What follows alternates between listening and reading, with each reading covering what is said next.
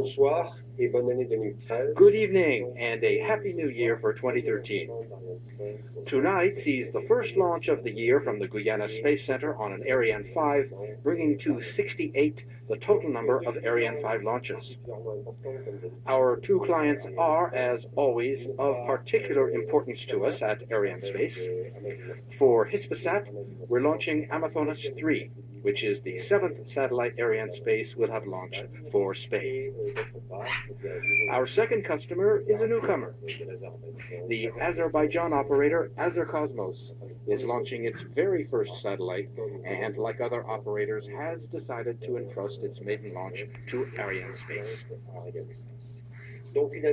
So you can see we are off to a fairly early start this year, beginning in February, and we will be kept busy all year. Last year there were 10 launches from the CSG, and this year we're aiming for 11. 6 Ariane 5s, 1 Vega, and 4 Soyuz.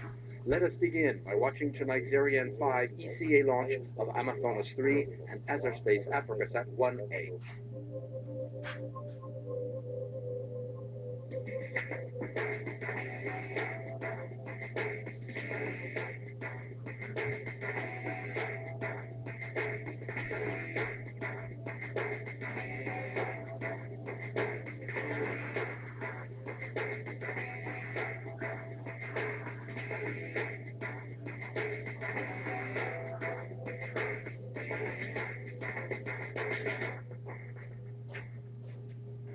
Greetings, everybody, wherever you may be, and welcome once again to French Guiana, the home of the Ariane family for today's launch of Arianespace flight number 212, the first Ariane 5 flight of the year, an old friend and a new friend, one satellite for Spain, the old friend is Hispasat, and a second satellite for the Republic of Azerbaijan, that nation's first. A bit of history in the making tonight. Joshua Jample here. We're coming to you, as always, live from the Jupiter Mission Control Center. All is in order. You saw just a second ago the green status panels. We're ready to go with the first launch of the year from French Guiana, the 68th Ariane 5 since she began flying in 1996, and the 212th mission in all since the Ariane program began in 1979. A quick look at the launcher to get started. Ariane 5 stands 50 meters high. She's in 2 parts. They call them composites. The lower composite consisting of the main stage and the boosters. The boosters standing some 31 meters high, roughly 2/3 of the vehicle. The upper stage has a cryogenic engine like the lower stage, featuring 15 tons of propellant. Above that, the vehicle equipment bay with the onboard computers. And atop that, the fairing under which are our 2 passengers. We'll describe each in turn. Have to be made affecting the mission will be made by them. Today's launch only 1 day after a successful launch of a Soyuz from the Baikonur base. We got a look at the launch vehicle a moment ago. We're going to look inside the fairing now and get a glimpse of our 2 passengers. The end users tonight, 2 telecommunications operators, Hispasat and AZERSPACE-1. The upper passenger, Amazonas 3, the heaviest at 6.2 tons.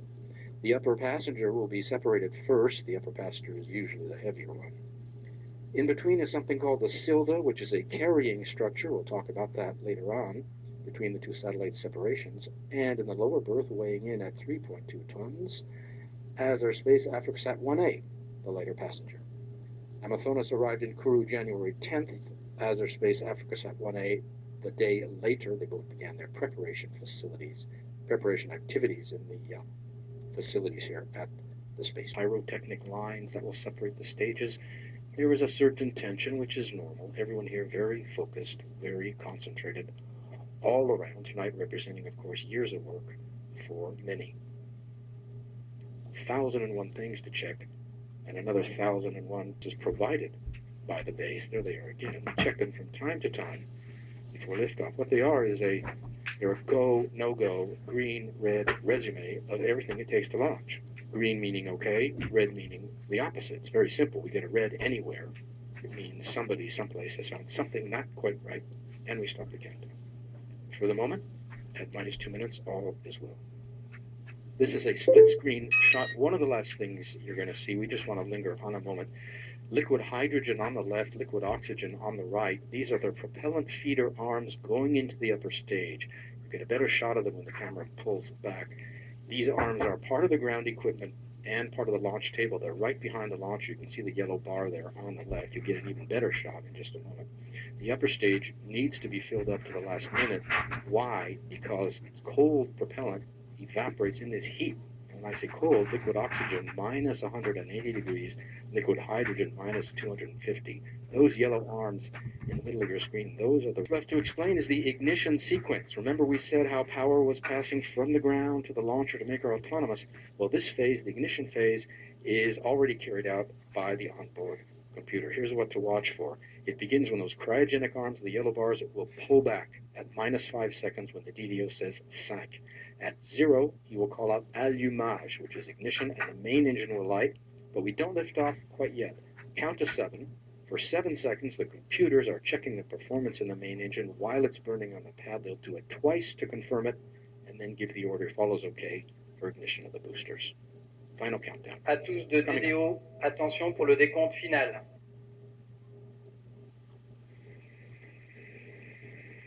10, 9, 8, 7, 6, 5, 4, 3, 2, unité, top, allumage Vulcain.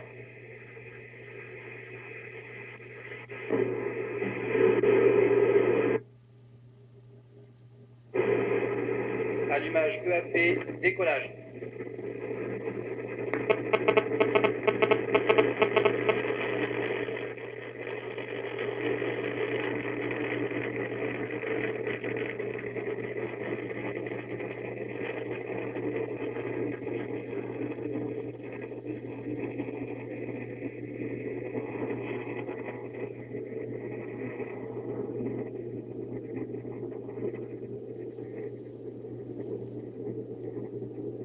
Beautiful pictures again of Ariane coming roaring off the pad, leaving a trail of gold. I think we've lost her in the clouds. There she is. Did you see the cryo arms open at minus 5? Did you count to 7?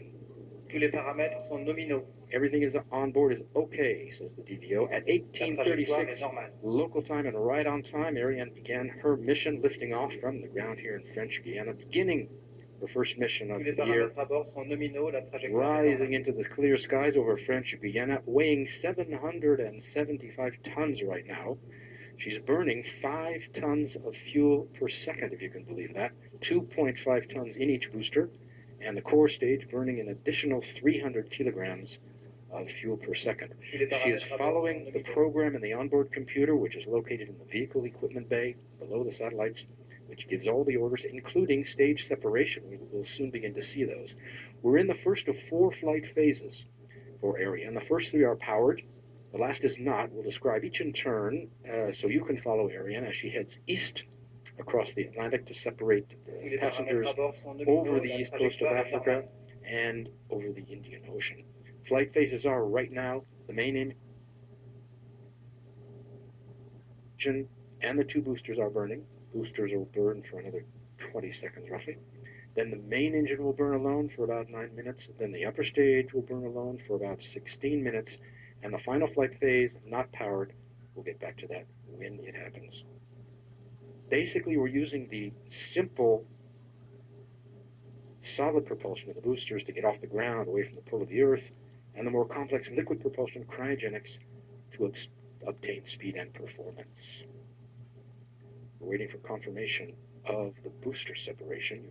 Séparation des étages d'accélération à poudre. There it is. The GDO has just called it. You can see the 2 boosters falling away, leaving their vapor trail. In the middle is the core stage, Ariane, continuing to burn.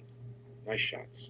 Tous les paramètres à bord sont nominaux. The boosters will fall 500 kilometers from shore in a protected area. Having done their job, we're now in the second powered flight phase, the main engine. La trajectoire est normale. Coming up on separation of the fairing. Just before we do, take a look at the left hand side of your screen, the upper left, the cursor crawling up the line. That's actually 2 lines. One is superimposed on another. There's optimum trajectory, and the real